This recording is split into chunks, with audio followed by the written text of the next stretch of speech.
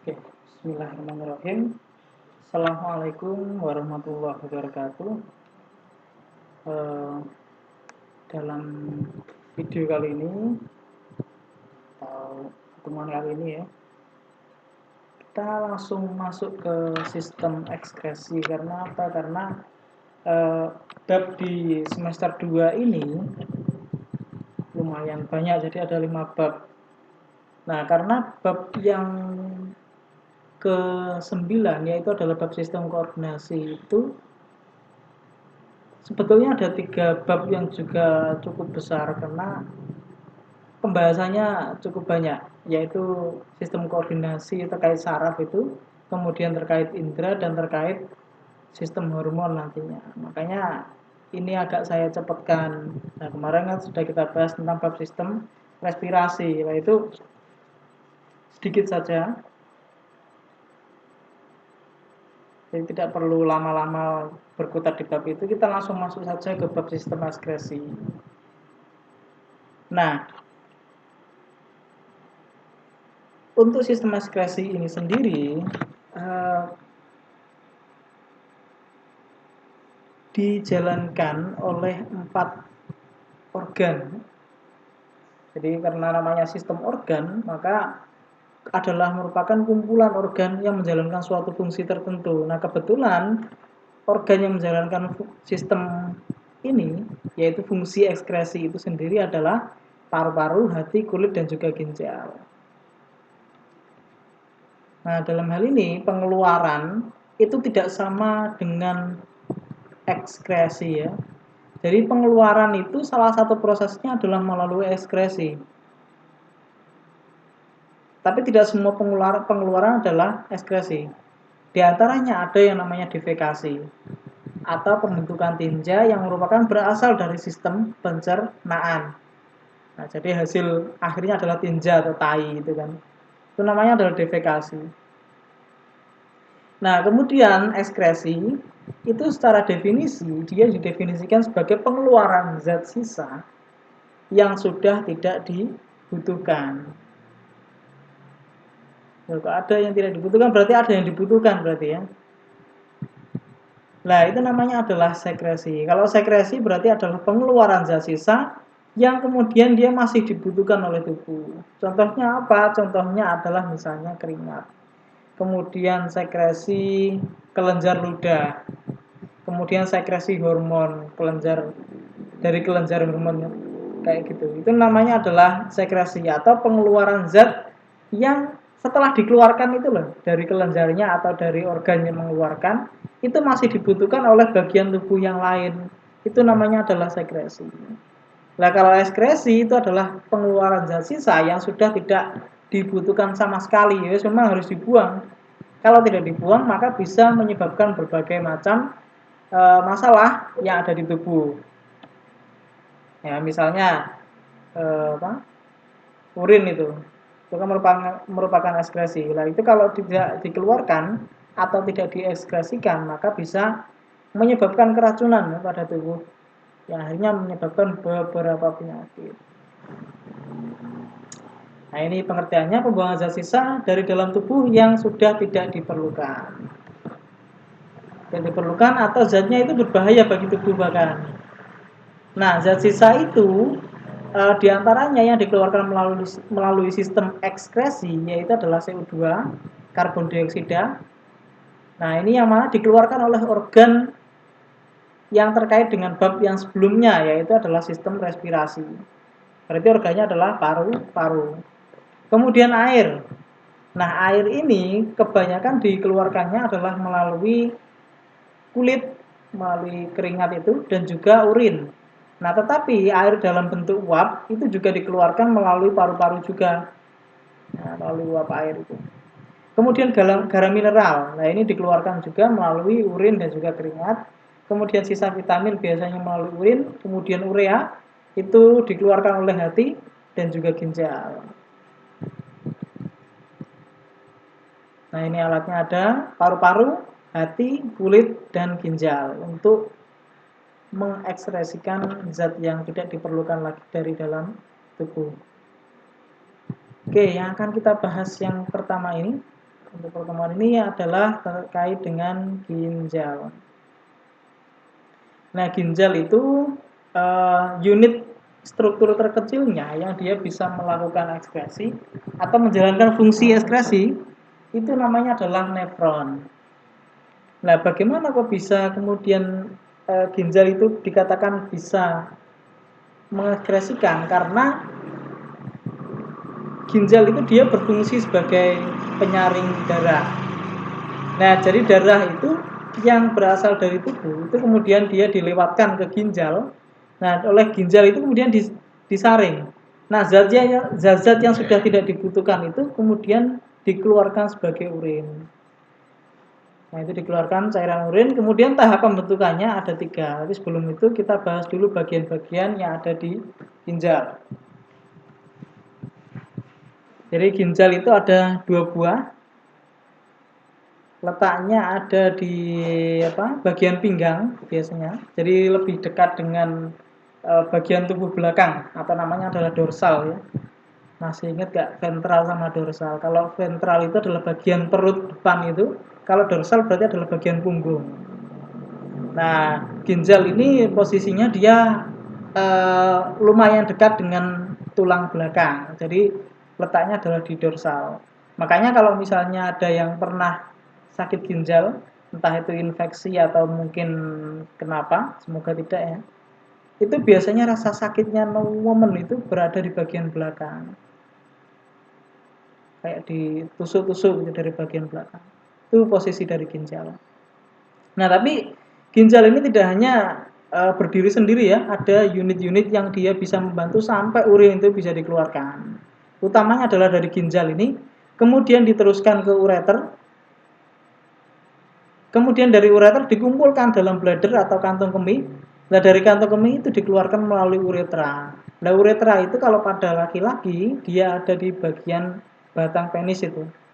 Sehingga dikeluarkannya adalah lewat situ kan.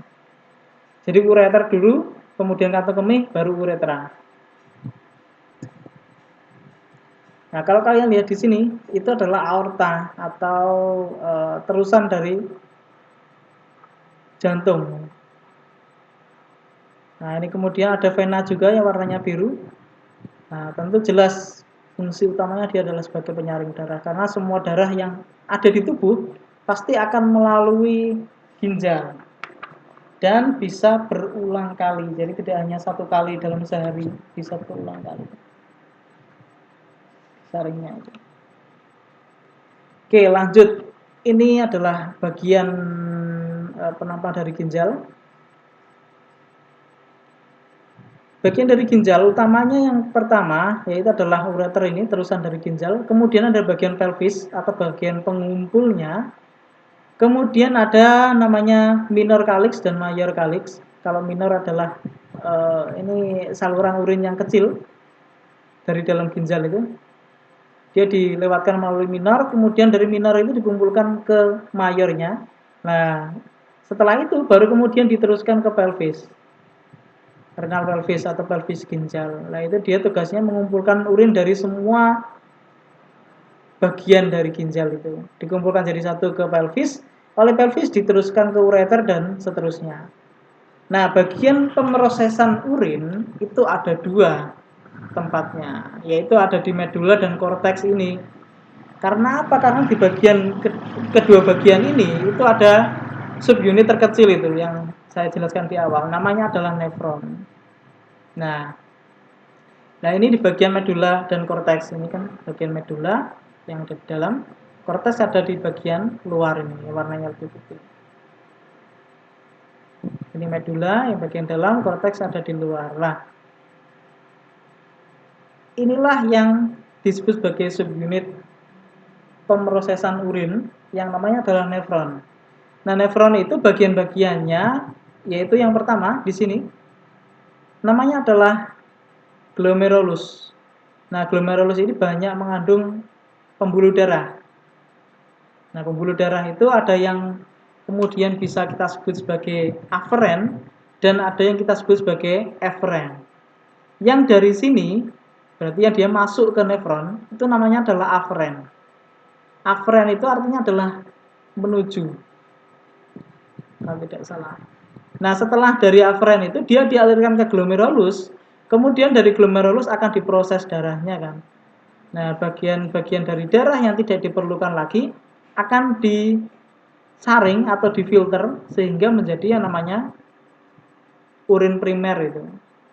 Nah, kemudian darah yang bersih akan diteruskan menuju ke kapiler yang namanya eferen. Kalau yang ini kan namanya A, yang ini namanya A, kalau yang ini adalah E. Aferen, ini namanya eferen. Aferen, eferen. Aferen, eferen ya, terusnya gitu. Bagian yang kedua yaitu adalah kapsula Bowman. Ini berbentuk kapsul atau kantong itu, yang mana tugasnya itu setelah difilter oleh glomerulus, zat sisa dari darah itu berupa air, kemudian amonia dan lain-lain, itu dia ditampung dulu di dalam kapsula Bowman. Ditampung dulu oleh kapsula Bowman. Sebelum diteruskan ke bagian yang ketiga, yaitu namanya adalah tubulus proksimal atau tubulus contortus proksimal, atau selanjutnya akan kita sebut sebagai TKP. Jadi dieling-eling ya. Namanya adalah TKP atau tubulus contortus proximal, TKP. Kemudian dari TKP akan diteruskan ke bagian yang memanjang ke bawah, kemudian ke atas lagi, yang itu kemudian kita sebut sebagai lengkung Henle. Karena penemunya namanya adalah Pak Henle. Itu adalah terusan dari TKP menuju ke lengkung Henle, ke atas lagi. Kemudian bagian yang atas ini itu namanya adalah TKD atau tubulus contortus distal. TKD. Kalau tadi awalnya adalah TKP, kalau ini adalah TKD atau tubulus contortus distal. Nah, dari tubulus contortus distal itu akan menuju ke bagian yang keenam, yaitu adalah tubulus collectivus atau tubulus pengumpul. Karena apa? Disebut sebagai pengumpul karena ini akan menghubungkan TKD-TKD lain dari nefron yang lain. Jadi semua TKD itu terkumpul atau terhubung dengan tubulus collectivus ini. Sehingga urin yang dari nefron kedua misalnya dari sini, itu juga akan masuk ke tubulus collectivus yang ini. Sehingga dia disebut sebagai saluran pengumpul atau tubulus collectivus. Collection, kolektif, itu namanya adalah pengumpulannya. Itu adalah nefron. Jadi satu kesatuan ini namanya adalah satu nefron. Nah, satu nefron ini dia bertugas untuk menjalankan satu fungsi, yaitu dia menghasilkan urin itu. Dan ada banyak sekali nefron dalam satu organ ginjal itu. Kurang lebih ada 800.000 sampai 1,5 juta nefron dalam satu ginjal. Nah, kalau berarti 2 ginjal ya kurang lebih maksimal bisa sampai 3 juta nefron. Oke, ini tadi sudah ya. Untuk prosesnya, nah ini. Coba diperhatikan dulu. Bagian dari sini, dari aferen ya namanya tadi. Arterial aferen atau kapiler aferen. Itu kemudian dia masuk ke glomerulus. Nah, dari glomerulus di sini, ini aferen. Nah, masuk ke glomerulus, kemudian dia akan dilakukan penyaringan sehingga zat yang sudah dibutuhkan itu akan masuk ke kapsula Bowman yang warnanya bening di sini. Nah, dilanjutkan terus sampai ke tubulus collectivus kan. Nah, kemudian dari yang aferen itu setelah melalui glomerulus kan masuk ke eferen. Nah, setelah dari eferen itu tidak langsung kembali lagi ke tubuh, tetapi juga akan melalui proses-proses yang sangat terkait dengan tubulus yang ada di sini. Nah, dari tubulus eferen itu dia masuknya adalah ke yang namanya kapiler peritubuler. Kapiler peritubuler. Peri itu permukaan, tubuler artinya tubular saluran. Jadi saluran ini di permukaannya itu mulai dari glomerulus ini seret sampai ke lengkung Henle sampai ke TKD itu ada yang namanya kapiler peritubuler. Nah, itu sangat terkait dengan proses yang akan selanjutnya saya jelaskan ini. Makanya harus tahu dulu, ada yang disebut sebagai kapiler peritubuler. Nah, bentuknya seperti jaring-jaring yang dia menyelimuti mulai dari TKP, kemudian lengkung Henle sampai ke TKD sampai seharusnya ke tubulus kolektifus juga. Baru kemudian setelah itu dikumpulkan dan dia akan dibawa lagi kembali keluar ginjal. Sehingga setelah disaring ini dia akan menghasilkan ginjal yang sudah bersih ya. Oh, bukan ginjal, maksud saya darah yang sudah bersih setelah disaring. Itu ya. Nah, sementara itu apa? Sementara ini dibawa darah yang bersih itu dibawa kembali. Sementara itu urin yang hasil dari penyaringannya itu kemudian dia dikumpulkan di tubulus kolektifus tadi untuk dikeluarkan melalui ureter, kantong kemih kemudian ke uretra. Mana ya? Nih, ada Nautigi. Nah, di situ ada yang ini aferen. Dari aferen ke glomerulus disaring, kemudian lanjut ke eferen, dan kemudian lanjut ke namanya kapiler peritubuler dan dikembalikan lagi. Itu ya. Nah, ini sangat terkait dengan saluran-salurannya. Bagaimana prosesnya? Akan dijelaskan di sini. Nah, ada 3 proses, yaitu namanya adalah filtrasi atau penyaringan. Kemudian ada reabsorpsi, sesuai dengan namanya adalah re, itu artinya kembali, absorpsi artinya adalah penyerapan. Jadi namanya adalah penyerapan kembali. Kemudian ada juga yang namanya augmentasi atau penambahan kembali. Nah, maksudnya apa?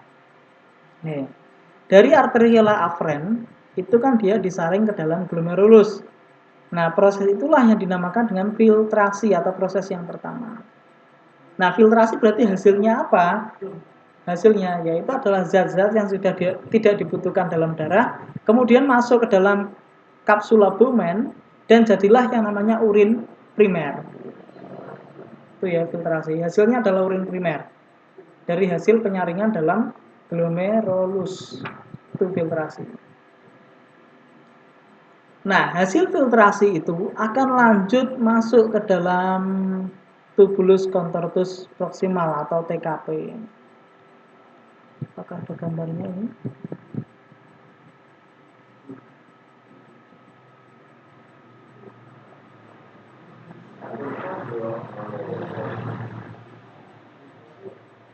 Tidak ada.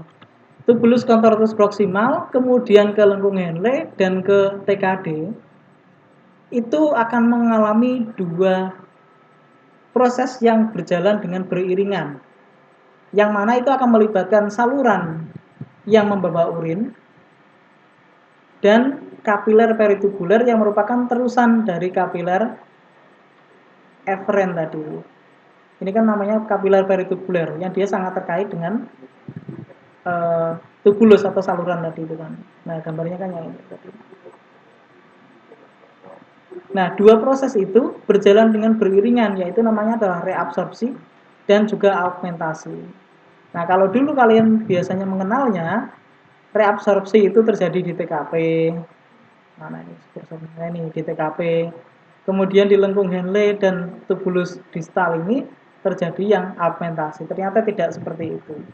Alias kedua proses itu, reabsorpsi dan augmentasi, itu terjadi bersamaan dan di semua saluran. Mulai dari tubulus contortus proximal sampai ke tubulus collectivus. Itu 2 proses ini berjalan beriringan. Jadi ini di reabsorpsi. Reabsorpsi itu adalah proses penyerapan kembali yang dari urin primer itu direabsorpsi ke dalam darah lagi. Kan hasil penyaringan itu belum tentu semua yang dikeluarkan itu tidak dibutuhkan lagi oleh darah. Nah, tetapi ada ternyata yang masih dibutuhkan oleh darah, seperti misalnya glukosa, kemudian garam-garamnya masih dibutuhkan oleh tubuh, itu diambil lagi. Itu namanya adalah proses reabsorpsi. Nah, ada juga yang proses sekresi. Nah, ternyata zat yang sudah disaring pun itu ternyata darahnya masih bisa membawa zat yang tidak dibutuhkan. Nah, itu akan dimasukkan lagi ke dalam saluran ini ke dalam proses yang namanya augmentasi atau sekresi dari darah ke tubulus renal. Ini saluran renal itu adalah penyebutan untuk ginjal ya, jangan bingung. Tubulus artinya saluran, renalis berarti saluran ginjal. Tubulus renalis. Jadi ya saling tuker-tukeran ya. Reabsorpsi itu dari tubulus ke kapiler, kalau augmentasi adalah dari kapiler ke tubulus. Nah, begitu seterusnya. Ini kalau didefinisikan. Filtrasi terjadi di sympaibomen.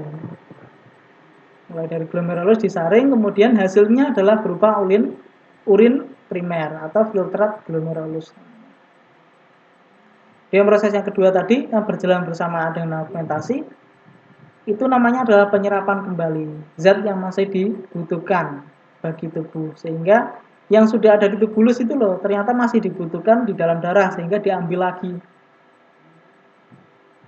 Oleh apa? Oleh kapiler peritubuler yang merupakan lanjutan dari arteriola efferent. Nah, hasilnya adalah urin sekunder atau filtrat tubulus. Nah, baru kemudian setelah augmentasi itu terjadi, atau zat-zat yang dibawa oleh kapiler itu ternyata masih ada yang zat sisa atau yang tidak diperlukan, sehingga dia dikembalikan lagi ke dalam tubulus untuk dijadikan sebagai urin yang sesungguhnya ini. Nah, prosesnya ini terjadi sampai tubulus kolektikus. Itu ya. Nah, ini sampai kemudian dilanjutkan ke ureter, ureter ditampung ke dalam kantung kemih, dari kantung kemih lanjut ke uretra sampai dikeluarkan melalui ini. Nah, zat-zat yang ada di dalam urin itu apa saja? Yaitu kebanyakan adalah air ya tentu. Kemudian ada urea, garam-garam yang sudah tidak dibutuhkan oleh tubuh, kemudian sisa vitamin. Tentu saja karena vitamin itu eh, tidak dicerna oleh tubuh, jadi tidak digunakan. Jadi setelah dia digunakan, dia masih tersisa, jadi harus dikeluarkan oleh tubuh.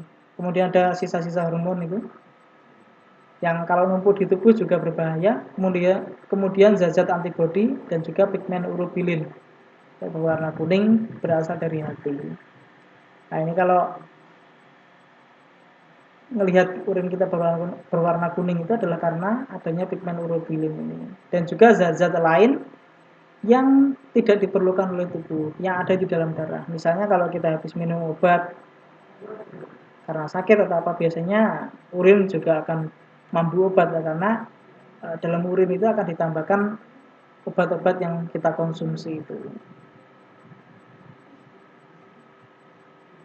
Nah, ini ya jalur pembuangannya adalah dari ginjal kemudian ke ureter, kemudian ke kantung kemih dan lanjut ke uretra. Oke, saya kira cukup itu dulu. Jika ada pertanyaan bisa disampaikan di Google Classroom atau di WA atau dimanapun juga bisa. Selamat belajar. Saya akhiri. Wassalamualaikum warahmatullahi wabarakatuh.